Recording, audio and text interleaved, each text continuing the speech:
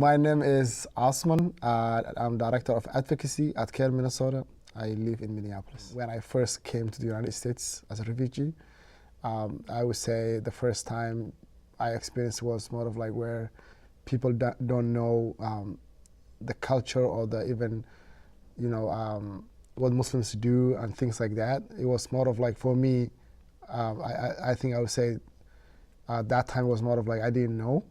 I mean like when I was new to the country, but after that, I remember college. There was some incidents where it was like, I felt there was a few times that I felt I experienced Islamophobia, where somebody say something or ask something that was kind of like, at the time I was like, oh, that's not fair, or that's not, that's not what you think. I have to question. I think every time I have to do that, I think about, that's kind of like Islamophobia.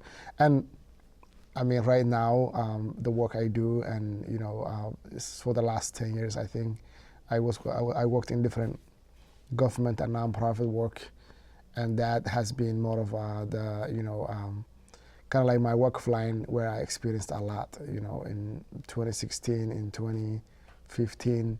Even dating back to, I was working at the U.S. Senate, and I remember a few times where, it was, the Muslim ban and all that. There's a lot of Islamophobia associated with that. And even right now, unfortunately, the work that we do is we get a lot of complaints, people experiencing Islamophobia. So sometimes it's not directed to me, but somehow it also becomes my own experience as well.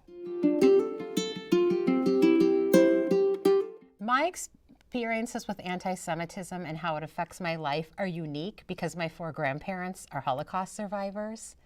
So it's always been part of the nature of who I am that people to be very careful, and that even though I'm not a very religious Jew or whatever, that would always be part of my life. And so even though they didn't speak about the Holocaust as a child, I always knew that there was this giant hate that had been in the world. And since I had my own like tiny experience with it as a kindergartner, I've always been very, very careful. When I go into places, I always feel like they're going to find out I'm Jewish, or how do I tell them I'm Jewish, or how is that going to work? And that's always at the forefront of my mind. And then I realized when I started making friends that weren't Jewish, which most of my community and friends aren't, that's not how other people go into a situation with how will they find out and what will they say when they find out, and should I tell them? So I feel like that's really shaped me, even as an adult, into what I do. The only things that I want, that I tell my kids every day are, and my grandma used to tell me, just be a good person. Be a good person. Don't hate anyone. If they do something to you that you don't like and you hate them, you don't have to see them. You don't have to do the act of hate. Hate doesn't have to be active. You can not like anyone, you can put them out of your life, but you don't have to do anything. Like, just be a good person and try to hear and understand other people. And I try that in my life, and it's not always easy. We all have misconceptions. We all think we know, or we think certain people are a certain way. And some of that is just who we are, and we can learn it, we can unlearn it. Some of it's just a moment in time where this is what society believed in this moment. Doesn't mean that we were a bad person.